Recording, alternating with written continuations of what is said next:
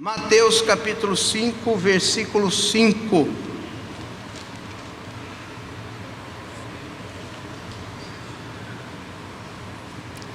Bem-aventurados os mansos, porque eles herdarão a terra. Vamos ler juntos?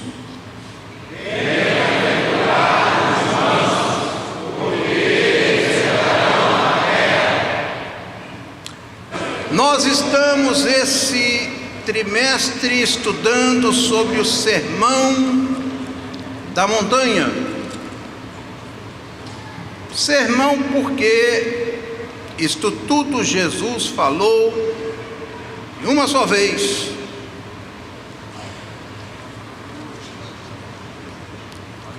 No Evangelho de Mateus, está a partir do capítulo de número 5, o 5, o 6 e o 7. Eu costumo chamar estes 3 capítulos como a constituição do reino celestial. Aqui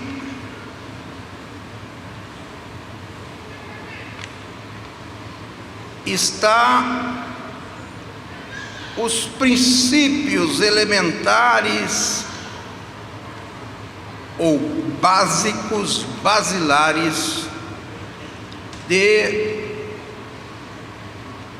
uma vida cristã debaixo do senhorio de Deus.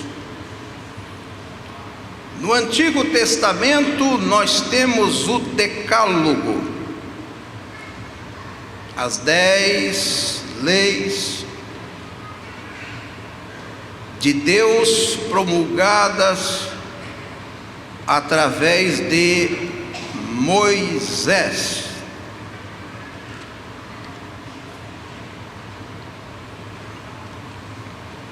E no Novo Testamento nós temos o Sermão da Montanha.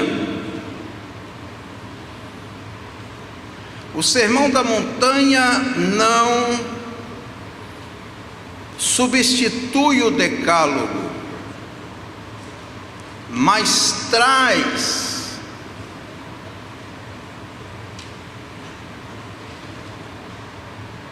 um ensinamento e um caminho novo. Haja visto que debaixo da lei todos nós fomos considerados culpados. Pela lei ninguém conseguiu alcançar a salvação. Então Cristo vem à terra, cumpre tudo que estava na lei no seu corpo, na sua vida, na sua conduta, no seu testemunho. Inaugura através dele o que o escritor aos Hebreus chama de um novo e vivo caminho. É por isso que a Bíblia está dividida entre o Novo Testamento, o Antigo Testamento e o Novo Testamento. Novo Testamento e Antigo Testamento. Esta palavra testamento tem o mesmo significado de pacto, de aliança. No Antigo Testamento nós temos o Antigo Pacto, a Antiga Aliança. No Novo Testamento nós temos um novo pacto, uma nova aliança. Como todos foram declarados falidos no Antigo Testamento, ou pelo Antigo Pacto, Cristo inaugura um novo caminho, uma nova possibilidade da raça humana ser salva, não agora pelos seus próprios méritos, porque o Antigo Pacto apontou que não há nenhum mérito, todos pecaram e foram destituídos da glória de Deus.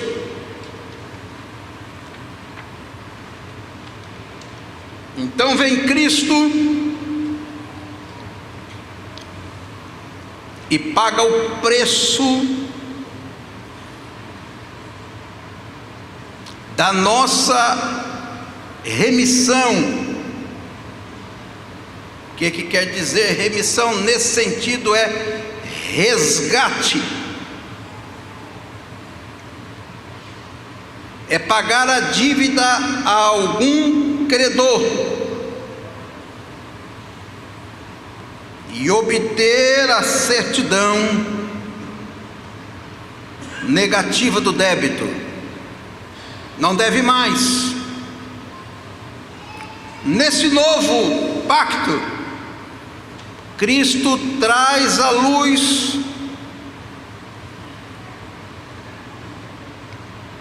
através do Sermão da Montanha os princípios que vão reger a vida daquele que é salvo através dele mesmo. O problema da salvação era um problema de justiça e juízo, era uma questão de judicialização.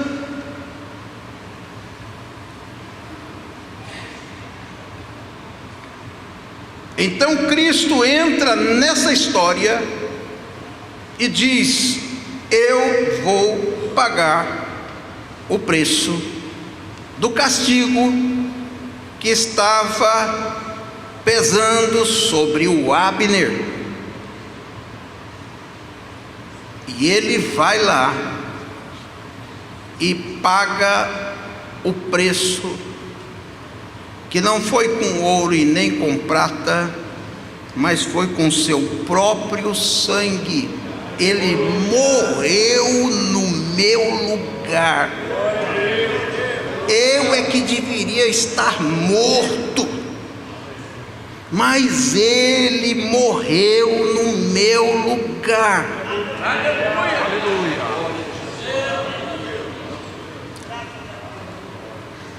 E a dívida que estava anotada foi cravada no madeiro da cruz. Então, através de Jesus Cristo, eu fui declarado inocente. Por causa de Jesus. Foi na cruz onde um dia eu vi meu pecado castigado em Jesus. Foi ali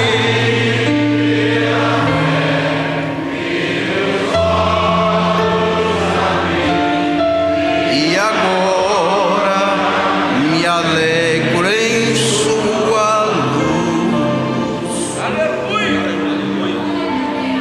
pela fé, eu creio que Jesus pagou o preço da minha redenção, e através de Jesus e pelos méritos de Jesus, eu hoje estou salvo. E como salvo, eu desfruto desta comunhão com Deus.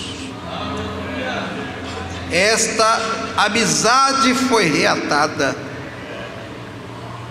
Louvado seja o nome do Senhor.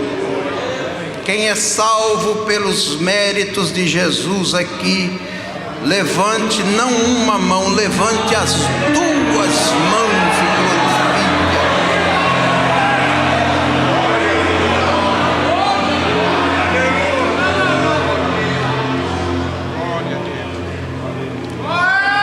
E agora ele inicia o seu sermão.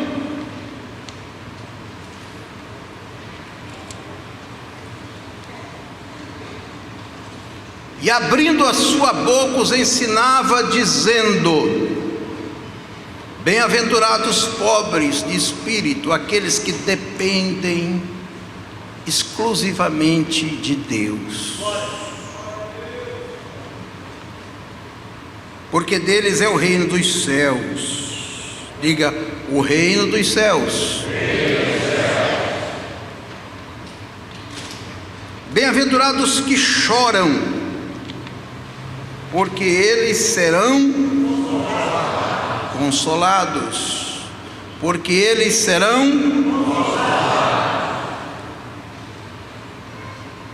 bem-aventurados mansos, porque eles herdarão a terra. No versículo 3 diz: deles é o reino dos céus. No versículo 4 diz: eles serão consolados. E no versículo 5 diz: porque eles herdarão a terra. Ser manso não é uma opção, é um dever. Não é apenas um dever, é uma obrigação.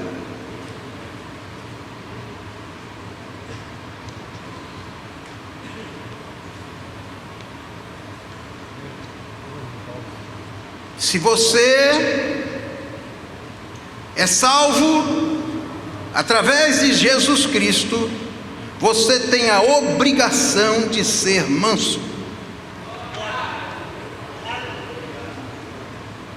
Não, mas é o meu temperamento. Pouco importa o teu temperamento. Você está debaixo de um senhorio. Não é você que diz o que vai acontecer, é Ele que diz o que tem que acontecer.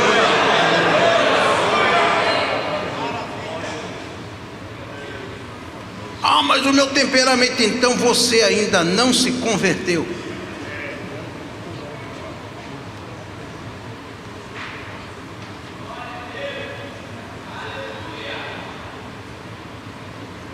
A Bíblia fala da mansidão como um comportamento do cristão. Jesus disse assim: aprendei de mim, que sou manso e humilde de coração, e encontrareis descanso. Tem gente que tem uma capacidade de transformar a vida num inferno.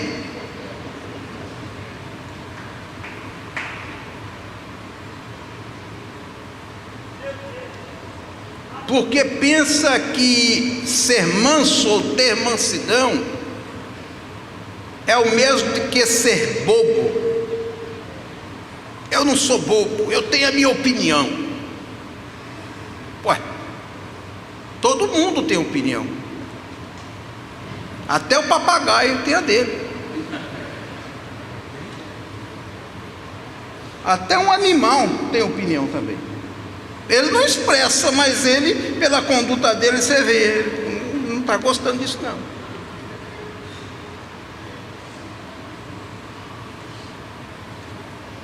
Dá uma comida boa para um cachorro e tenta tirar dele.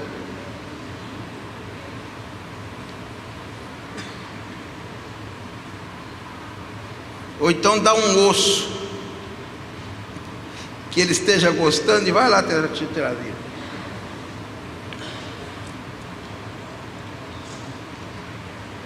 Pessoa que não é mansa não para em emprego. Pessoa que não é mansa não presta para casar. Pessoa que não é mansa, o casamento dela vai acabar. Pessoa que não é mansa não presta para ser crente. Porque ser crente não é tão difícil, difícil é aturar os irmãos.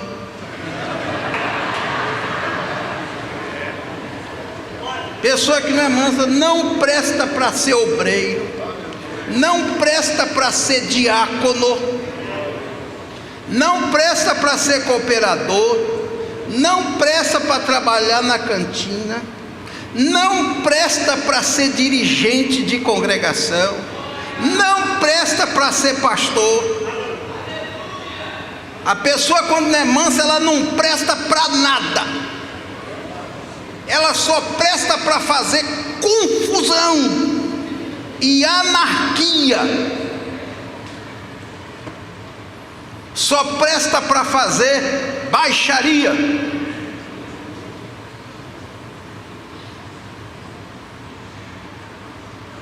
Então, se você é crente em Jesus e não é manso, você só é crente, não está convertido ainda, você está convencido. Você está com verniz de religião, mas você ainda não se converteu ao Evangelho de nosso Senhor e Salvador Jesus Cristo. Isso serve tanto para homem quanto para mulher.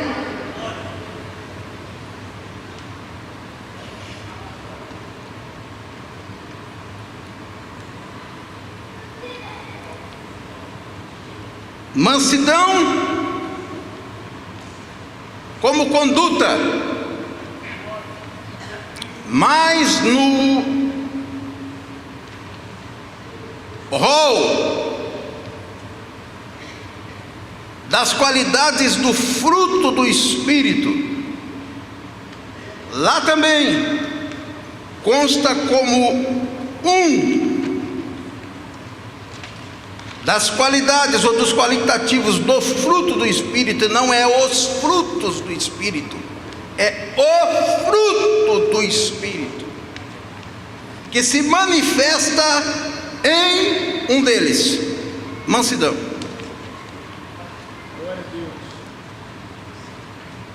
Ou seja, quem é cheio do Espírito Santo é identificado também pela mansidão. Ser cheio do Espírito Santo não é ter um monte de língua estranha decorada na cabeça. Ser cheio do Espírito Santo não é ficar pulando no reteté aqui em cima, não. Ser cheio do Espírito Santo não é profetizar. Ser cheio do Espírito Santo não é ser um bom e eminente orador.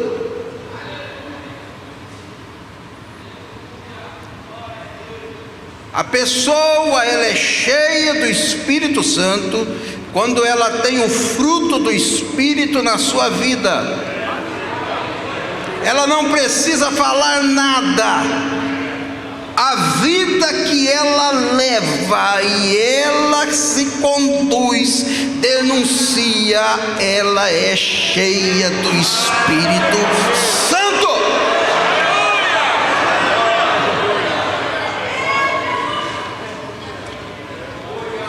Aleluia, glória a Jesus. Você pode ter dons, mas os dons não te levam para o céu. Vou repetir. Você pode ser cheio de dons espirituais, ministeriais, vocacionais, mas eles não te levam para o céu.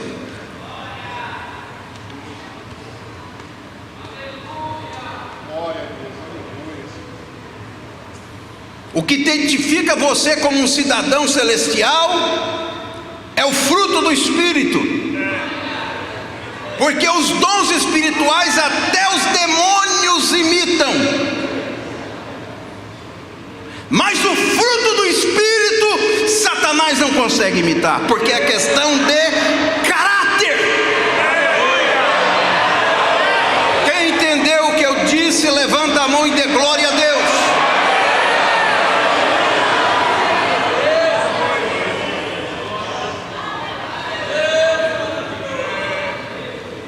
O diabo imita muita coisa, mas quando chega no fruto do Espírito, ele não consegue, porque ele veio para roubar, matar e destruir. Só Jesus veio para trazer vida e vida com abundância. E atenção, vida com abundância não é vida cheia de dinheiro não, porque está cheio de ricaços tirando a sua vida todo dia, se matando, ou alguém matando ele. Vida com abundância é vida cheia de amor, mansidão, bondade, benignidade,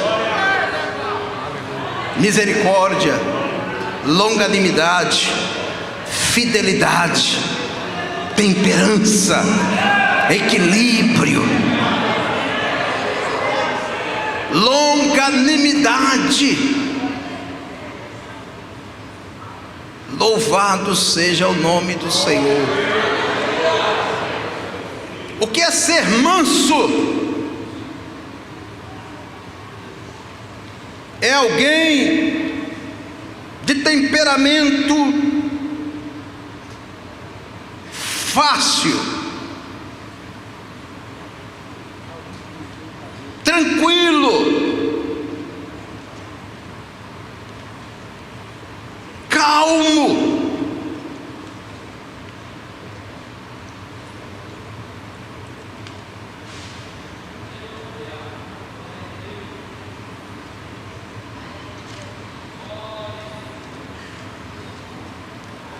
sem dificuldade de estar submisso.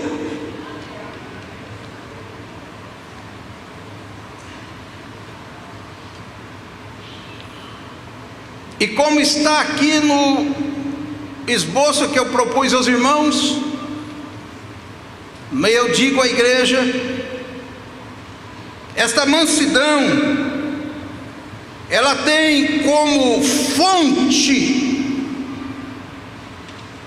primária a confiança em Deus. Quem confia no Deus que serve não precisa levantar o tom de voz, não precisa gritar, não precisa bradar, não precisa afrontar ninguém.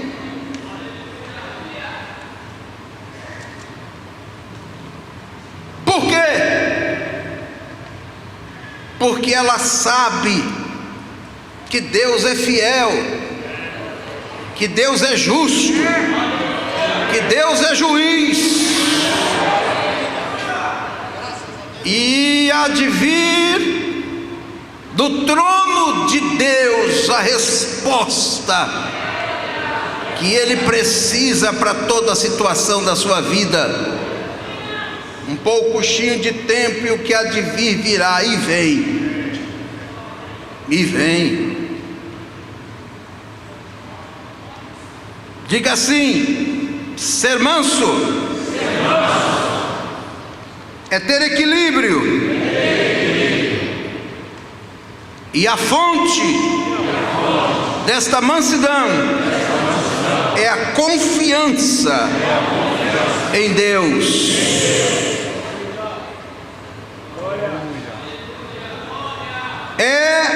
na realidade, o temperamento que nos leva a aceitarmos o agir de Deus.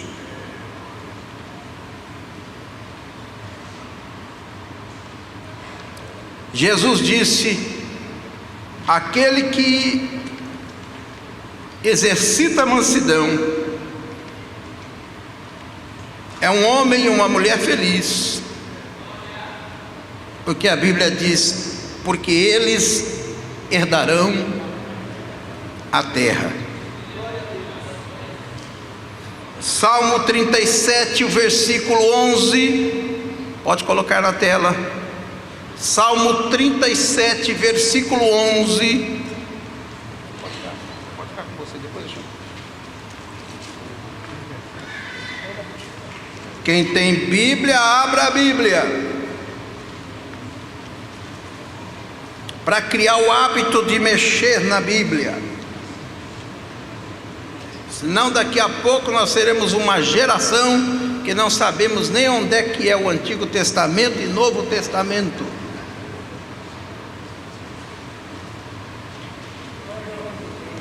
Tecnologia presta para muita coisa, mas não pode substituir esse barulhinho de página rodando para lá e para cá.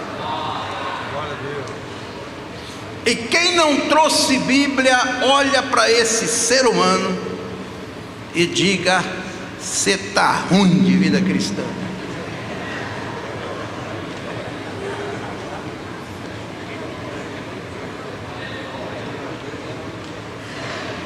Não, pastor, eu trouxe o iPad, o iPhone, o Galaxy. Tudo muito bom. Isso aí presta para você mandar zap, fazer fofoca. No culto não, meu irmão. Bíblia. Precisa botar a legenda ali no salão, né? Bíblia. Nós sempre fomos conhecidos como o povo da Bíblia. Lá vai o Bíblia, lá vem o Bíblia.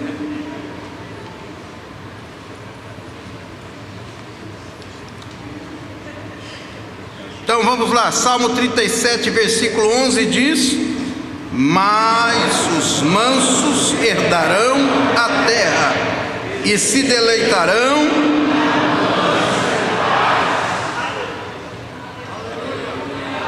Sabe qual é o banquete da mesa do manso? Paz. O prato principal, paz.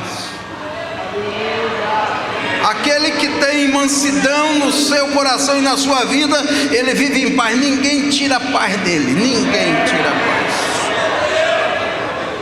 Nem mesmo como ele está, quando ele está doente grave, ninguém consegue tirar a paz dele. Louvado seja o nome do Senhor. Nem quando ele está passando pelo vale da sombra da morte. Às vezes está faltando até a comida dentro de casa, mas a paz está lá dentro. A paz está lá dentro. Aleluia. Aleluia. Se deleitar é mais do que descansar. Se deleitar é fazer festa por dentro. Louvado seja o nome do Senhor. Aleluia. É verdade. Glória a Jesus. É por isso que a Bíblia diz que os mansos herdarão a terra. Porque o normal é todo mundo ser alterado, mas o manso não. Está todo mundo se acabando. E você não fala nada? Estou em paz.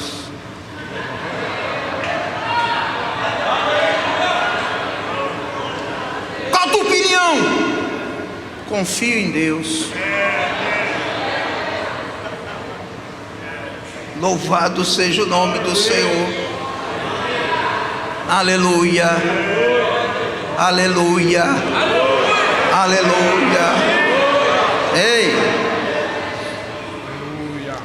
A gente não nasce com isso não. A gente não nasce com isso não. A gente nasce ruim. A gente nasce ruim. Aqui ninguém é bonzinho não. Aqui todo mundo é ruim. A começar de mim, todo mundo é ruim. Está vendo esse tudo ruim. Vendo esse daqui da frente? Tudo ruim. E aí vai entrando assim, vai até o fundo assim. Aqui não tem ninguém bonzinho. Nós nascemos ruim.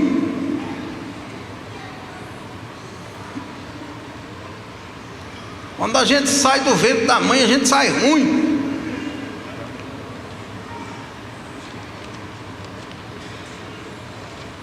Sabe por que a gente tem que ir para a escola? Para ser escolarizado. Mas antes de ir para a escola, a gente passa por uma coisa chamada educação. Que educação mesmo é a de casa. Professor não educa ninguém. Professor só escolariza. Dá as matérias lá para você decorar, que você vai precisar fazer conta de subtrair, diminuir, somar e dividir.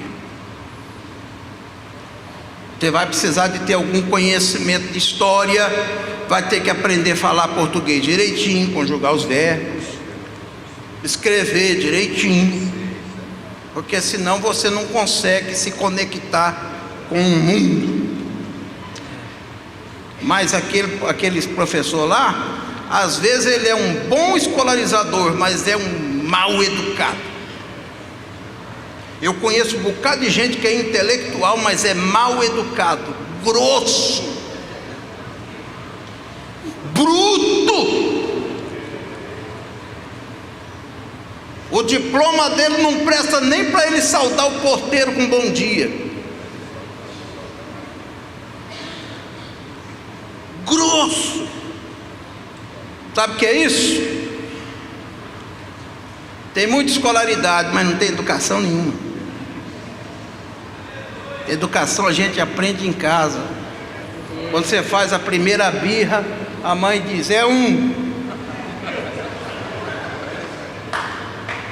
Aí você faz a segunda birra, ela diz: é 2. Agora já foi o pai e o filho, só falta o Espírito Santo. Aí quando ele diz: eu vou enfrentar, você diz: agora completou. Em nome do Pai, do Filho e do Espírito Santo, receba.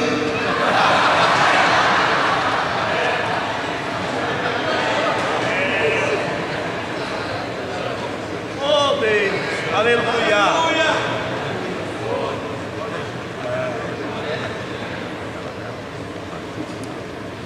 Quando a vara arde no lombo,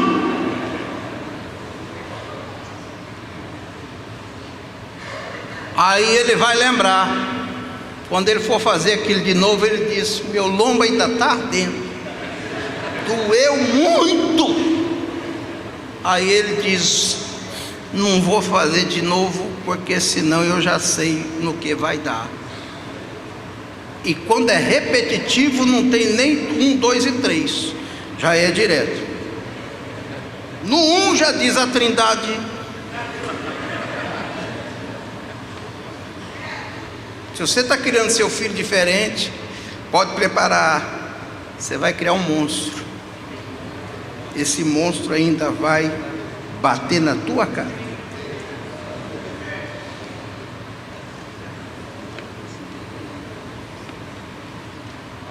O final dele ou é na cadeia ou é na vala.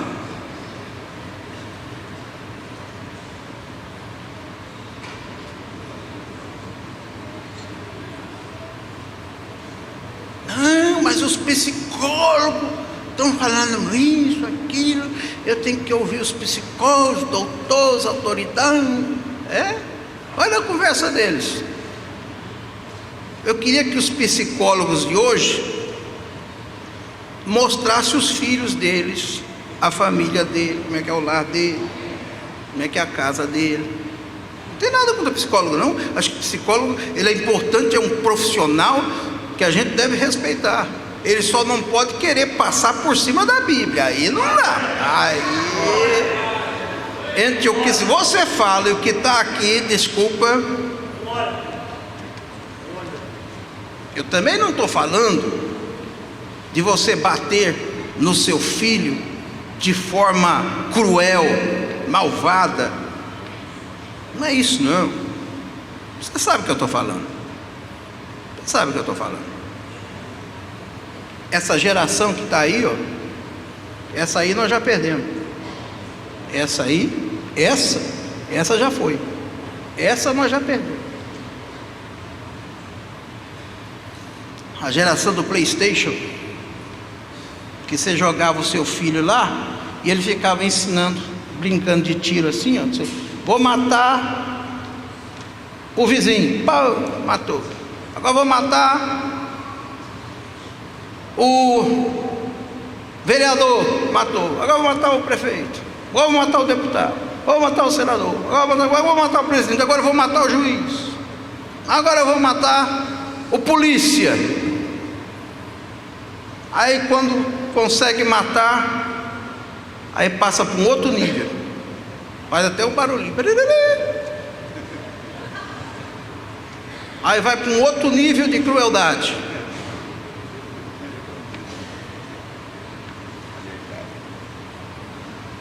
A geração do proibido proibir.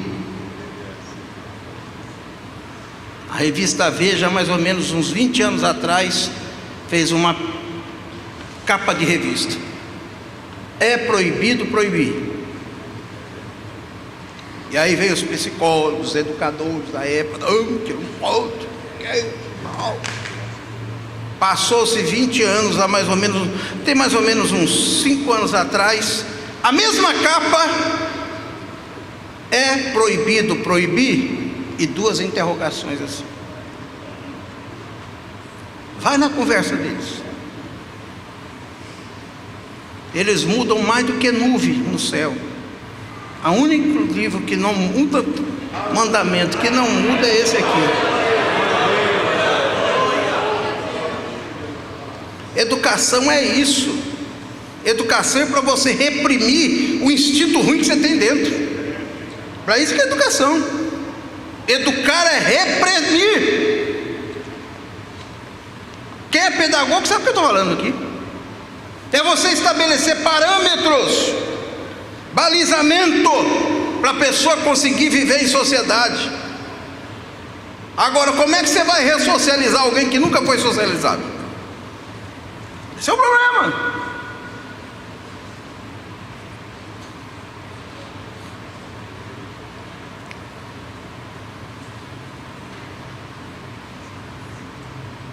Então, e o problema é que quando a pessoa é mal educada, ela leva isso para o casamento dela, que leva para o outro filho, e assim vai passando de geração em geração. E tem uns que tem gosto de dizer assim: não adianta mudar, isso aqui eu herdei do meu pai, eu herdei da minha mãe.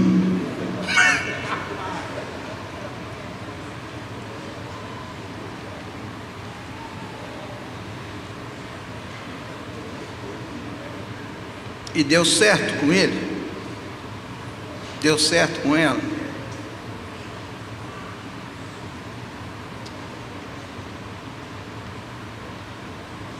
Tem um adágio popular que diz assim: é melhor ser feliz do que ter razão.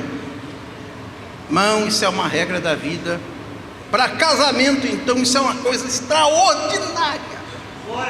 Ela é revolucionária.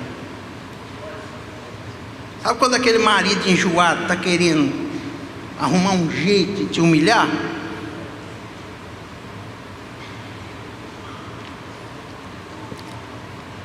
Ou então aquela dona enjoada,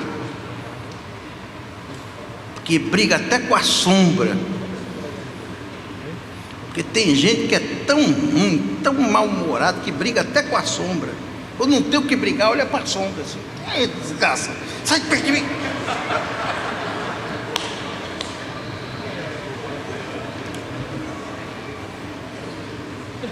Então, quando alguém quiser brigar com você, você fala assim: você tem razão. Não, mulher, você está coberta de razão. Marido, você está com toda a razão. Porque aqui quem manda sou eu. Isso é verdade mesmo. Eu vou fazer o que eu quero. Tá bom. Ele não vai falar nada? Vou falar. Você está certa. Você está certo. Dois bicudos não brigam sem que se um quiser brigar e o outro não quiser, ele vai ficar que nem um cachorro latindo uma cadela lá.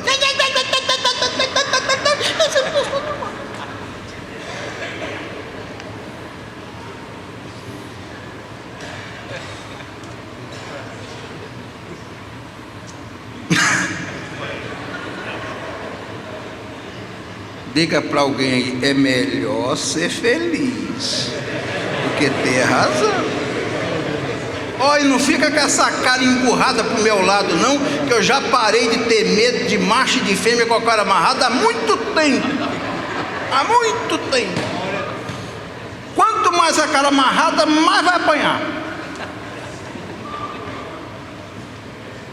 Pode desamarrar essa cara sua. Bota um sorrisinho 15 para as 3 aí no seu... Nem que for para disfarçar. Que isso aí é o maior indício de que você é grosso e mal educado. É isso aí.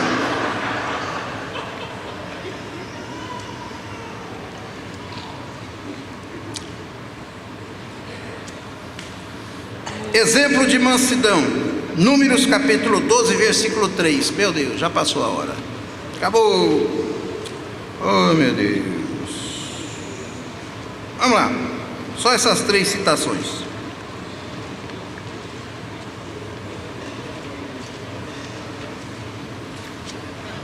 Número 12, versículo 3. Vamos ler todos juntos? E era...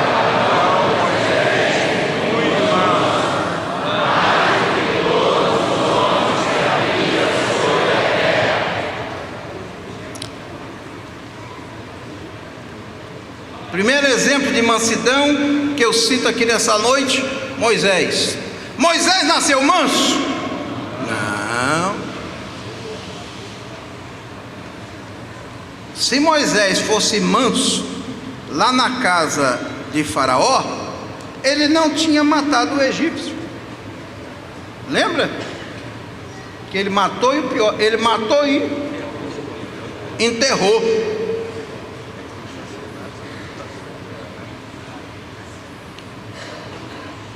Sabe onde é que Moisés aprendeu a ser manso? Lá no deserto.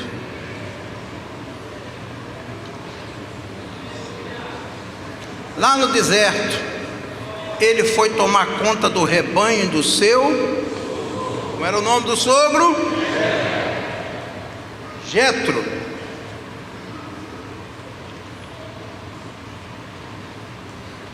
Tomar conta de rebanho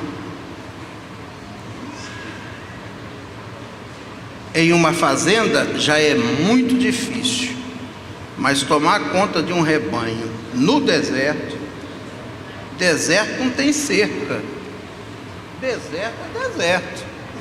Foi lá tomando coice de burro, coice de vaca, coice de boi, lidando com ovelha teimosa,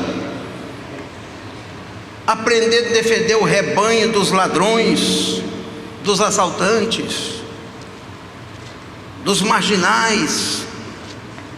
Foi lá que ele aprendeu a ser manso. Quando Moisés voltou, agora já como líder, ele voltou, trazendo as tábuas da lei. Quando ele chegou, antes de botar o pé na terra, ainda no meio da caminhada descendo do monte, ele viu que o povo estava naufragado na idolatria. Ele viu que ali havia um bezerro de ouro. E o que é que Moisés fez? Irmão, precipitação é uma coisa desgraçada. Ele pegou o livro de Deus, o que Deus havia escrito com a sua mão. Esse povo não quer nada com o Senhor. Esse povo não merece o Deus que serve. Ô povo amaldiçoado, rebelde, idólatra.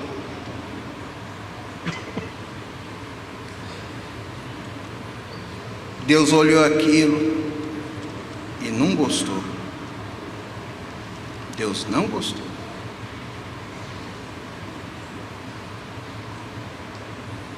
Tenha cuidado com as suas precipitações. Você vai ferir quem não merece. Deus não tinha nada com aquilo. Aquelas tábuas, aquele decálogo, aquelas palavras escritas ali, não era de Moisés, era de Deus. Tenha cuidado com as suas precipitações. Você pode estar ferindo o coração de Deus. Isso mais tarde vai lhe custar um preço.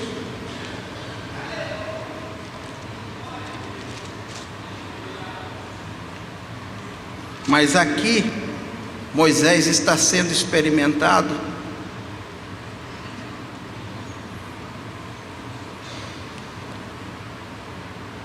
por causa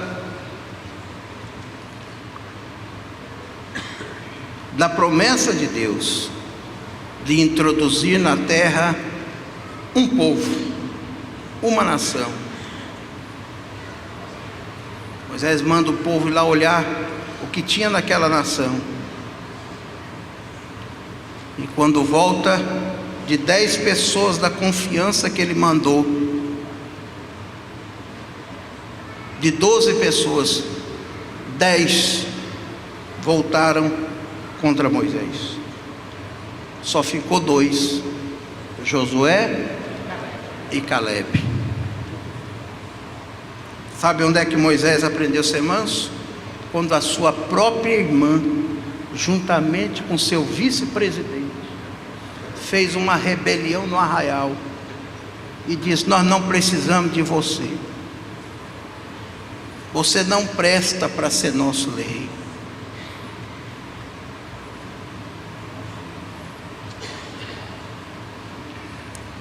E excitou o povo, e incitou o povo, e todo mundo se levantou contra Moisés.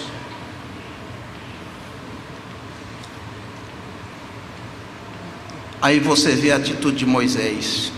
Moisés poderia dizer assim: eu vou mostrar em quem Deus está aqui.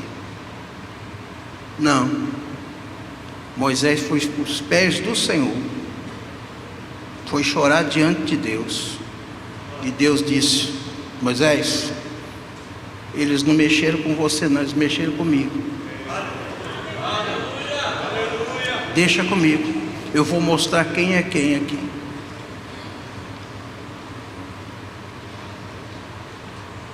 E a vara de Moisés floresceu. E Miriam foi tomada de uma lepra. E atrasou a caminhada do povo de Deus durante 7 dias. Por que nós estamos parados aqui? Por causa da Miriam. Aquela Miriam que saltou e bradou do outro lado, dizendo: só o Senhor é Deus, só o Senhor é Deus. Lembra disso? Lá na saída do Mar Vermelho. Aquela Miriam é aquela canelinha de fogo lá. Mas na hora que ela pôde, ela levantou contra o homem de Deus. Tenha cuidado, tenha cuidado. Vai dando tela para aquela Miriam que está lá, que você vai ver o que vai acontecer com você. Deixa ela profetizar todo dia, deixa ela mandar na igreja, manipular você, vai deixando. Quando você acordar, meu filho, a rebelião está na tua porta. Tenha cuidado. Não, mas é minha irmã. Ai. Ela pode ser sua irmã, mas na igreja ela é ovelha. Ela pode ser a sua esposa, mas na igreja ela é ovelha. Ele pode ser o seu esposo, mas lá na igreja ele é ovelha. Esse negócio não. Vai dando conversa, vai dando linha. Não leva a coisa sob controle não, que você vai ver o que vai acontecer. Moisés passou por aquela, lá na frente, Moisés feriu a Deus de novo.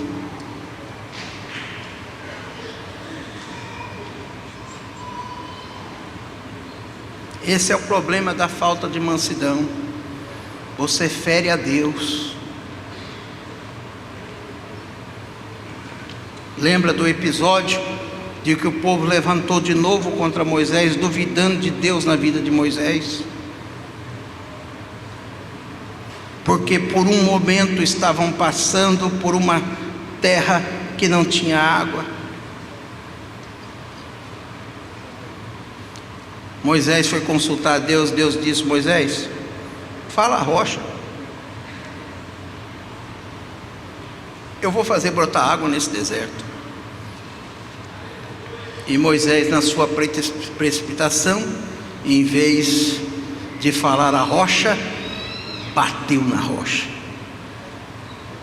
Vocês querem saber? Vocês querem água, é? É isso que vocês querem? É água que vocês querem? É isso, né? Deus disse: Moisés, eu estava nessa rocha.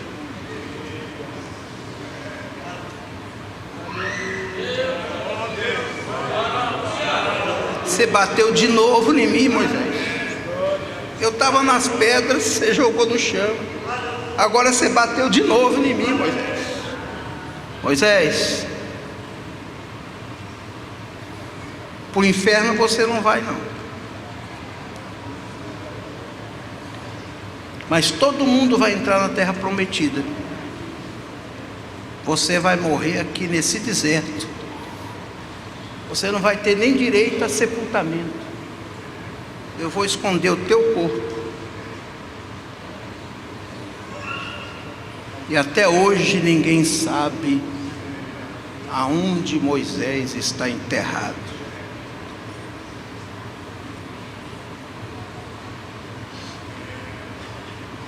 Essas coisas não é só para a gente pregar, é para a gente ouvir, temer e mudar. Tudo com Deus, até a longanimidade de Deus tem limite. Até a misericórdia de Deus tem limite.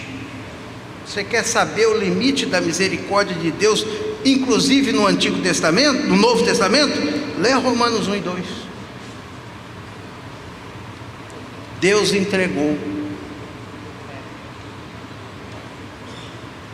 aos devassos as suas paixões. Você sabe o que é que Deus pegar assim, ó, diz: ó, Satanás, esse aqui eu não quero mais não. Pode tomar conta.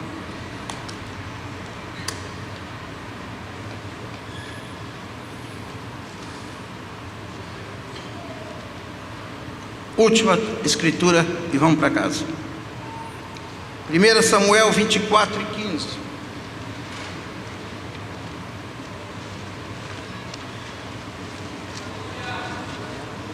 Primeira Samuel 24 e 15. Vamos lá. 1, 2, 3. O Senhor, porém, será o juiz e julgará entre mim e verá, e advogará a minha causa e me defenderá da tua mão. Sabe quem foi esse? Davi. Davi falando para Saul.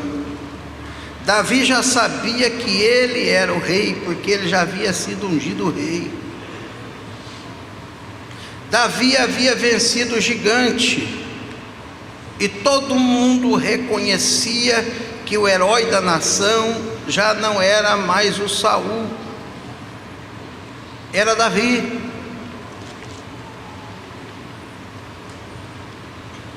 Eu fico imaginando quanta gente não chegou no ouvido de Davi e diz: rapaz, deixa de ser bobo, deixa de ser bobo, é você que o povo gosta, deixa de ser besta, você já foi ungido rei, dá um brado aí.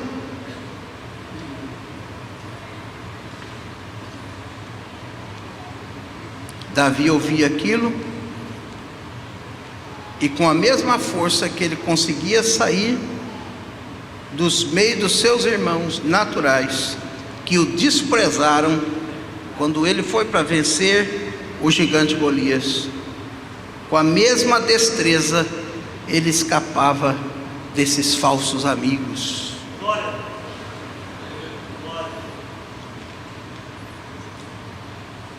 Por 2 vezes Deus permitiu que Davi tivesse a oportunidade de matar Saul.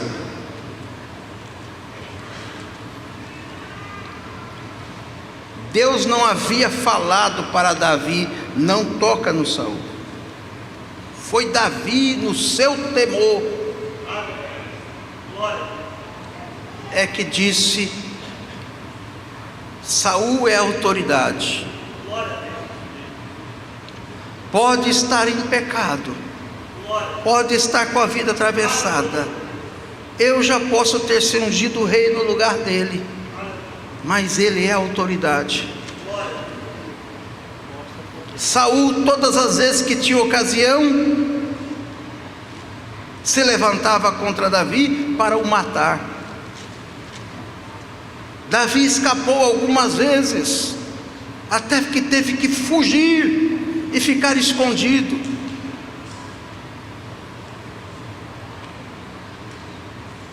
E Deus levantou o filho de Saul, o nome dele, Jonatas.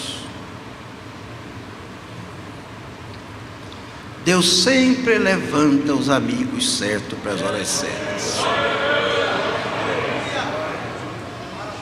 Aqueles que não têm muita força, mas são leais. Davi não confiava em Saul, mas Davi amava Jonatas, porque apesar de Jonatas ser filho de Saul, morar na casa do Saul, apesar do Jonatas poderia até mesmo imaginar: eu é que tenho que ficar no lugar do Davi, porque eu é que sou filho do rei. Jonatas disse: eu reconheço que você é o escolhido de Deus, eu vou ficar morando no palácio, porque eu sou filho, mas tudo que eu ouvir lá, que é para atacar ou tirar a sua vida, fica tranquilo, eu vou ser o primeiro a avisar. Eu não posso destruir o meu pai, mas meu pai está fora da presença de Deus.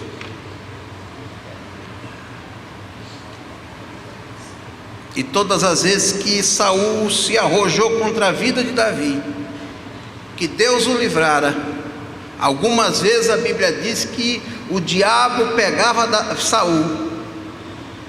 Esse espírito mal da parte do Senhor aí é o diabo, que ia lá na presença de Deus toda hora e dizer: ó, dá uma chance para me acabar com tudo, como ele vai até hoje, denunciar você e eu, como fez com Jó.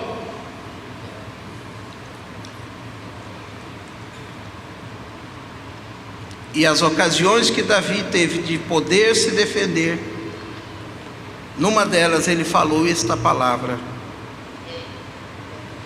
o Senhor, o meu Deus, o teu Deus, Saul, o Deus de Israel, é que vai ser o juiz entre eu e você. eu não vou tocar em você um minuto sequer. Se Deus quiser e Ele permitir, você vai me matar. Mas se Ele não quiser, Ele vai advogar minha causa. Ele vai ser juiz entre eu e você. Porque jamais eu vou levantar a minha mão para matar o rei de Israel. Louvado seja o nome do Senhor. Aleluia. Saul morreu pelas suas próprias mãos. E Davi: achei um homem segundo o meu coração, que vai executar a minha vontade. Saul morreu e a gente não consegue lembrar nada de bom que Saul fez.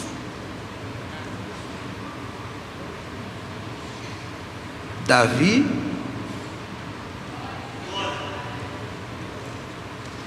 até hoje nós estamos citando. E quando Deus disse assim: eu vou levantar um novo e vivo caminho, Ele diz: eu vou restabelecer o tabernáculo. E Ele não fala, Deus não fala de Davi. Sabe qual é o tabernáculo de Davi? O da adoração, o do louvor, o do reconhecimento. Tu és o meu juiz, Tu és o meu advogado. Eu espero em Ti, eu confio em Ti, eu dependo de Ti. Levante a sua mão e dê glória ao nome